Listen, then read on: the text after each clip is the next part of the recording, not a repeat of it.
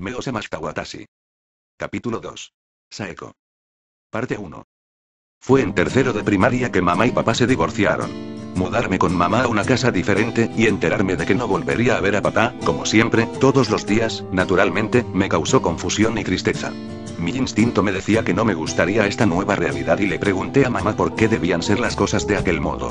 Fue entonces cuando ella, para hacer que me adaptara a este escenario, me explicó, tal vez con más realismo del necesario tratándose de una niña, que papá había estado saliendo con otras mujeres, y no solo una vez, sino que varias, a pesar de que ella se había esforzado por todos los medios posibles de que él ya no le fuera infiel.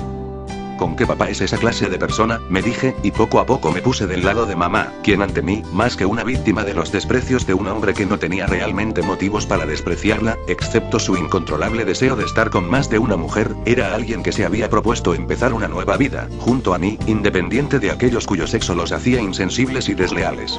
Papá jamás fue malo conmigo.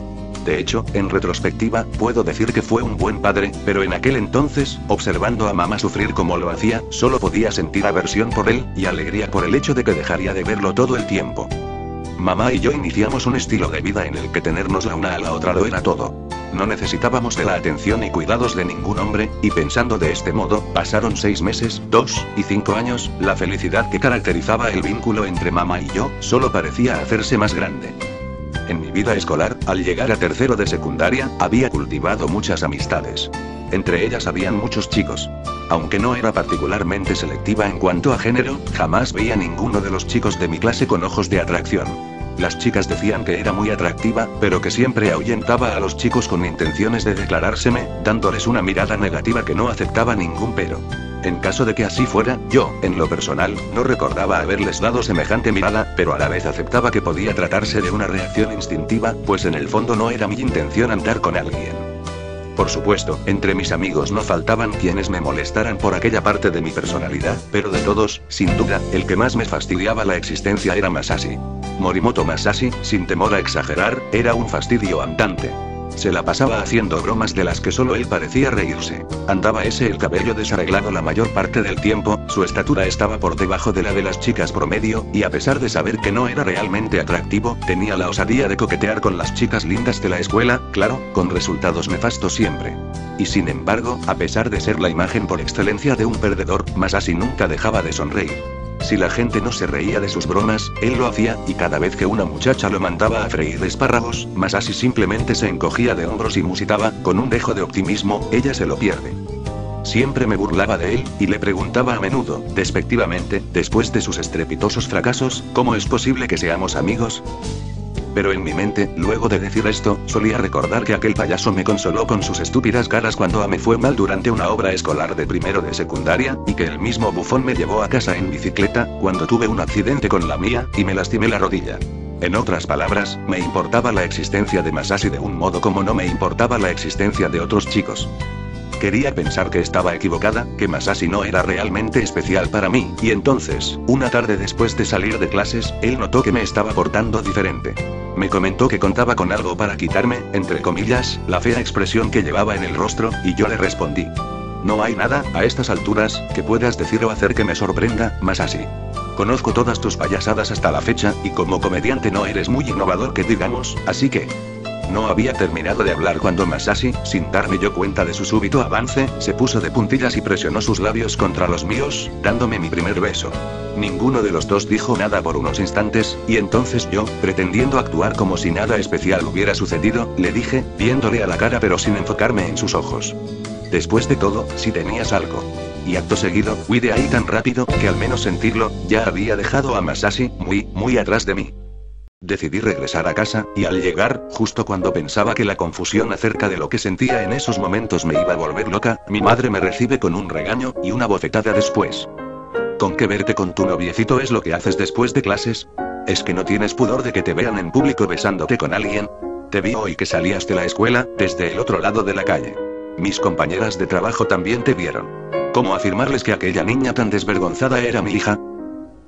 Debo confesar que la actitud disciplinaria de mamá me sorprendió, pues era la primera vez que me ponía la mano encima, pero después comencé a comprender la causa de esta reacción tan volátil. Tal vez yo había traicionado la confianza de mamá, con quien había crecido sin tener que depender del trabajo o el favor de ningún hombre, y ahí estaba yo, aceptando el beso de un papanatas completo casi sin oponer resistencia porque, al menos esperármelo, me había enamorado de él. A causa de esto, evité la compañía cercana de Masashi después de la escuela por un par de días, para pensar en qué hacer. Me iba a centros de juego a ver a otros saltar sobre, palmotear, tocar con baquetas, o sacar premios de diferentes maquinitas, pero en realidad mi corazón estaba decidiendo qué hacer respecto a Masashi. Luego de meditarlo por 3 días, decidí que aunque papá nos hubiera fallado a mamá y a mí con sus numerosas infidelidades, Masashi no era mi padre, ni yo mi madre, y que los dos, después de todo, nos merecíamos al menos la oportunidad de probar qué podía resultar de aquel inesperado beso. Salí del centro de juegos, y me dirigí al restaurante donde sabía que Masashi y sus amigos iban casi siempre después de clases. Tan pronto entré, escuché risas, y de inmediato tuve el presentimiento de que Masashi debía estar en aquella dirección, cuando, de repente escuché que quienes se reían, también mencionaban mi nombre en voz alta. Fue entonces que descubrí, a unos 10 metros hacia mi derecha, a algunos de mis compañeros de clase. Masashi estaba con ellos. Aún no creo que hayas besado a la amazona de Saeko. Sus labios debieron haber sido fríos como un pedazo de hielo, ¿verdad?, exclamó uno. No, me parecieron normales. Como los de cualquier otra chica, contestó Masashi, frotándose la parte de atrás de la cabeza. Pero lo más sorprendente de todo, es que ella no te haya cortado los cojones en venganza. Sí que eres valiente. No, no creo que sea para tanto. Vamos, te admiro. Jamás creí que cumplirías la apuesta. Eso era yo para Masashi. Una apuesta.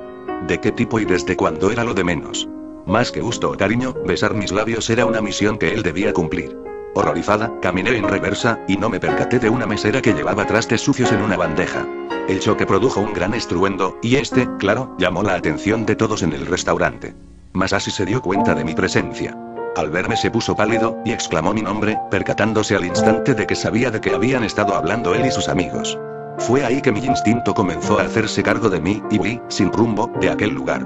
Corrí, corrí y corrí, hasta que mis piernas y mis pulmones no dieron para más, y me hallaba en quién sabe qué parte de la ciudad, corta de respiración y derramando lágrimas como chiquilla.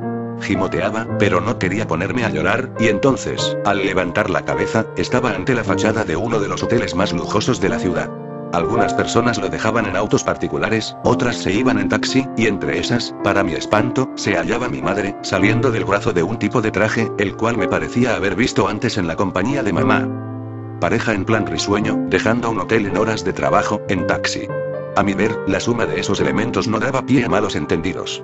Fuera por necesidad o por placer, mi madre no solo se había hecho de la compañía de un hombre, traicionando con ello la naturaleza de nuestra relación con mucha más intensidad que yo, con el beso que Masashi me robara, quién sabe desde cuándo. Bola de malditos hipócritas. Los odiaba. A mi madre, a Masashi, y a todos aquellos que me hicieran ver, de un modo u otro, que se debía ser insincero en este mundo para ser feliz. No pasó mucho tiempo antes de que le dijera a mi madre lo que sabía de ella, y lo que pensaba al respecto, y mamá, por supuesto, temiendo la posibilidad de que pidiera que papá me tuviera bajo su custodia, pues él ya me lo había ofrecido más de una vez en el pasado, prometió no volver a interferir en mis asuntos, en especial si estos tenían que ver con mi trato con los chicos. En cuanto a Masashi, dejé de hablarle del todo, y él, sin fingir sorpresa por mi decisión, respetó la distancia, luciendo arrepentido y melancólico en mi presencia, pero hiciera lo que hiciera, no lo perdonaría. Creía que nada de lo que pudiera hacer Masashi podría alterar mi aborrecimiento por él, pero no fue algo que él hizo, sino que le hicieron, lo que me hizo cambiar de parecer respecto a él. Masashi, quien fuera un cabeza hueca en su vida cotidiana, no lo fue a la hora de lanzarse para sacar del camino a una niña perdida que iba a ser atropellada, cruzándose en rojo un semáforo, mientras buscaba a su mamá. No tuve las agallas para rehusarme a ir a su funeral, pero incluso ahí, delante de la foto de Masashi, rodeada de familiares y amigos que lloraban su partida de este mundo, no lloré. Me sentía mal de saber que no lo volvería a ver, pero en ese entonces, no pude derramar ni una sola lágrima. Mi nuevo deseo de ser más fuerte y mejor me lo impidió.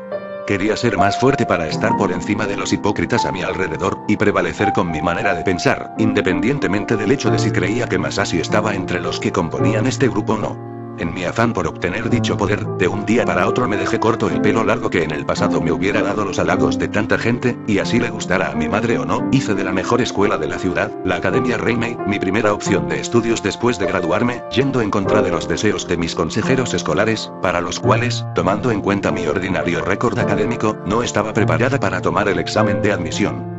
Nadie creyó que soportaría el ritmo de estudios, nadie creía que pasaría. Nadie.